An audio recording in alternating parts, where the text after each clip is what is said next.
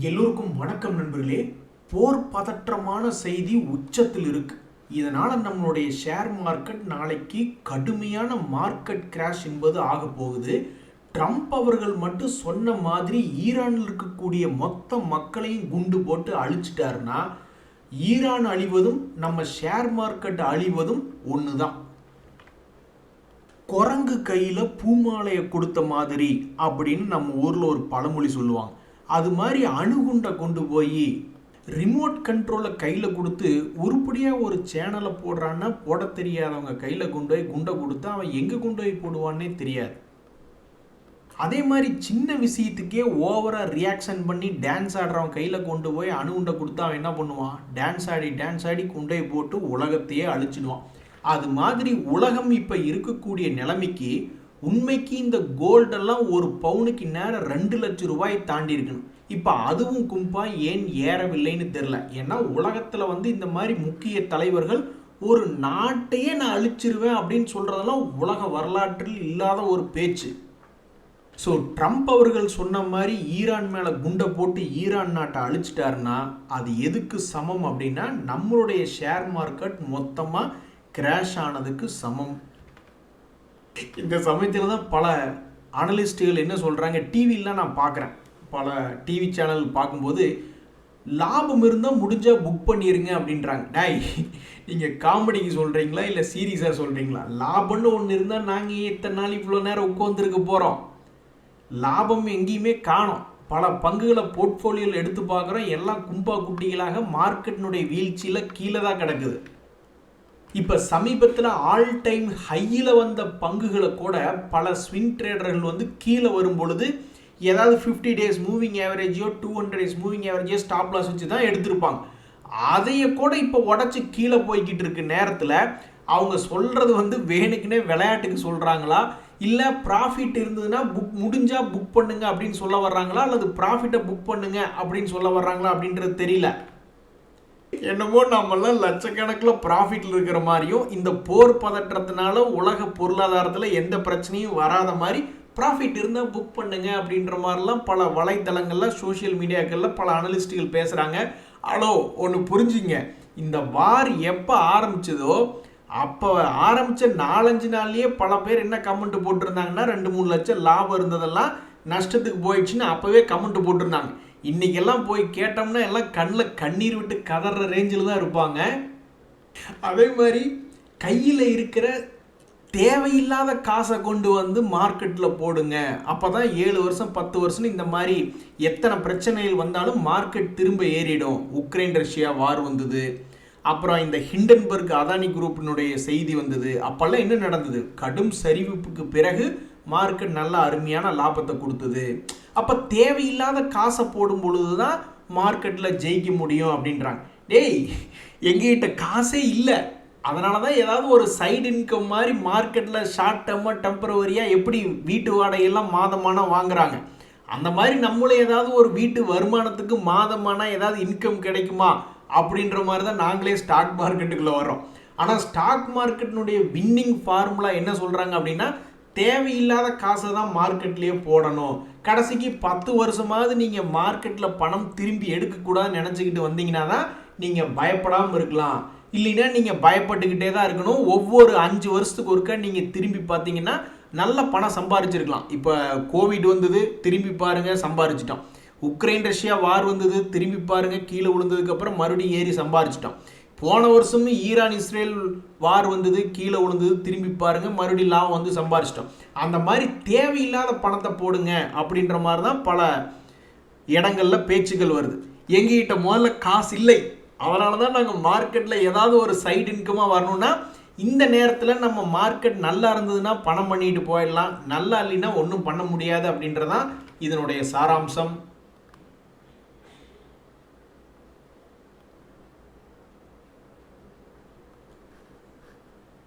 நண்பர்களே, அதில் பார்த்தீங்களா மார்க்கெட்டு என்ன ஒரு மோசமான கண்டிஷனாக இருந்தாலும் 10% 15% ஏறக்கூடிய பங்குகள்லாம் இருக்குது. இந்த கேலன் டிஸ்பேட் அப்படின்ற பங்கு தன்னுடைய பிஸ்னஸ் அப்டேட் நல்லபடியாக கொடுத்துருக்கான் அப்படின்னு சொன்ன உடனே மார்க்கெட்னுடைய கண்டிஷனுக்கு இதுக்கு ஏதாவது சம்மந்தம் இருக்கா? கிடையாது. Q4 result, Q4 business update நல்லா வந்திருக்கு அப்படின்னு இன்னைக்கு 14% என்பது ஸ்டாக் மார்க்கெட்டில் இந்த கேலன் டிஸ்பேண்ட்டை தூக்கி மேலே உட்கார வச்சுருக்காங்க. ஸோ இதிலிருந்து என்ன தெரியுதுன்னா, இப்போதைக்கு நம்மளுடைய மார்க்கெட் என்பது பயங்கரமாக ஏறி இறங்கிக்கிட்டு இருக்கக்கூடிய இந்த நேரத்தில் நம்மளுக்கு யார் உதவி செய்கிறா? தொடர்ந்து நம்ம நாட்டில் பணம் போடக்கூடிய நம்ம ரீட்டைலர்ஸ், நம்ம டிஐஸ் உதவி செஞ்சுக்கிட்டு இருக்காங்க. ஆனால் நம்மளுக்கு எதிராக யார் இருக்காங்க? நம்மளுக்கு வில்லை இவன் தாண்டா அப்படின்ற மாதிரி ஃபாரினர்ஸ் தொடர்ந்து வித்துக்கிட்டே இருக்காங்க நம்மளுடைய மார்க்கெட்டில். அவன் தெளிவாக சொல்லிட்டான். ஃபாரினர்ஸில் எனக்கு தெரிஞ்சு ரொம்ப தெளிவாக ஒவ்வொரு வருடம் நான் 2021 ஃபாலோ பண்ணிக்கிட்டு இருக்கேன் ஒவ்வொரு நாளும் செய்திகளை. அவனுக்கு தெளிவாக தான் சொல்கிறானு, மார்க்கெட்டு உலகத்திலேயே இந்தியா தாங்க நல்லா இருக்குது அப்படின்ற மாதிரி தான் சொல்லி 2021 2023 வரைக்கும் ஏற்றி விட்டாங்க. அப்புறம் 2024 ஆரம்பித்ததுலேருந்து பார்த்தீங்கன்னா, இல்லை இந்தியாவில் ரொம்பவுமே விலை அதிகமாக இருக்கிற மாதிரி இருக்குன்னு சொல்லி எல்லாத்தையும் பிடிச்சி விற்றுவிட்டு சைனாவுக்கும், ஹாங்காங்குக்கும், தைவானுக்கும் போயிட்டாங்க, ஜப்பானுக்கும்.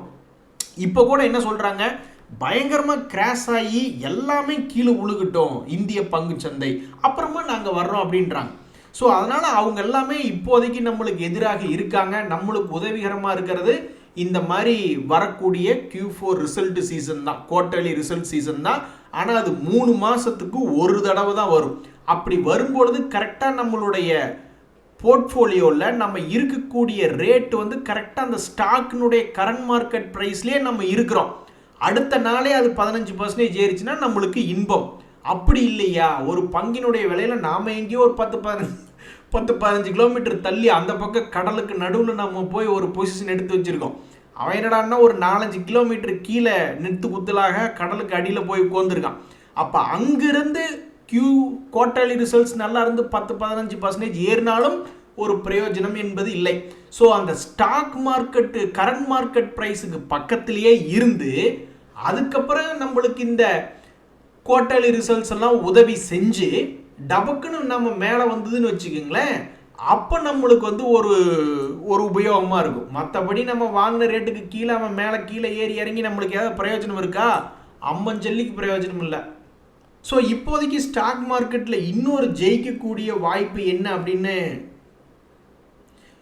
மிக குறைவான பணத்தில் வெறும் 500, 1000, 10,000 அப்படின்னு மிக குறைவாக கொஞ்சம் கொஞ்சமாக ஸ்டாக் மார்க்கெட்டில் சேர்த்து ஒரு 10-15 வருஷத்துக்கு சேர்த்துறது என்பது அது வந்து ஒரு அட்வான்டேஜ் பாயிண்ட்டாக இருக்குது. ஏன்னா நம்ம வந்து ஏற்ற இறக்கம் எல்லாத்துலேயுமே நம்ம கலந்து உச்சத்துலேயும் வாங்குவோம், லோ ரேட்லேயும் வாங்குவோம். திடீர்னு பார்த்தா மார்க்கெட் மேலே வரும்பொழுது மிகப்பெரிய அளவில் நம்ம பணம் என்பது சம்பாதிச்சு வச்சுருப்போம். பட்டு பல்க் இன்வெஸ்ட்மெண்ட் தான் இப்போ நம்ம எல்லாருமே எதிர்பார்க்குறோம். இன்றைக்கி பணம் போட்டோமா ஒரு மாதத்துக்குள்ளே ஏதாவது பணம் வந்துச்சா அப்படின்ற மாதிரி நம்ம பார்க்கும் பொழுது நம்ம அவசரத்துக்கு இப்போதைக்கு மார்க்கெட் சூழ்நிலை சரியில்லை, அது உதவி செய்வது இல்லை.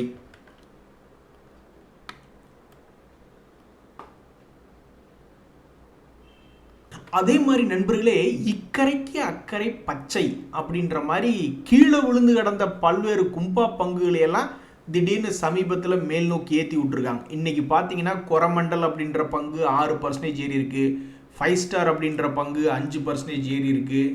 இதனால் ஏதோ சில பேர்த்துக்கு சமீபத்தில் பரவாயில்ல, கீழே இருந்து கொஞ்சமாவது மேல் நோக்கி ஏறி வந்தீங்களே, இவன் என்ன ஏணி படிக்கட்டை சரிச்சு வச்ச மாதிரி இறங்கியிருக்கான் 5 ஸ்டார். இப்படி ஒருத்தனை இறங்கி நான் பார்த்ததில்ல. அப்பப்போ ஏதாவது ஒரு சிறிய ஏறுமுகத்தில் நம்ம நிறைய பங்குகளை உதவி செய்கிற மாதிரி பார்த்துருக்கோம். இது சமீபத்தில் உதவியே செய்யலை. அவன் 700 ரூபா மேலே இருந்தான், அங்கேருந்து யாருமே குமிஞ்சு பார்க்கல 300 ரூபா போயிடுவான்னு யாருமே எதிர்பார்த்துருக்க மாட்டாங்க. 320 ரூபா வரைக்கும் போயிட்டு இப்போ 370 ட்ரேட் ஆகிட்டு இருக்கு.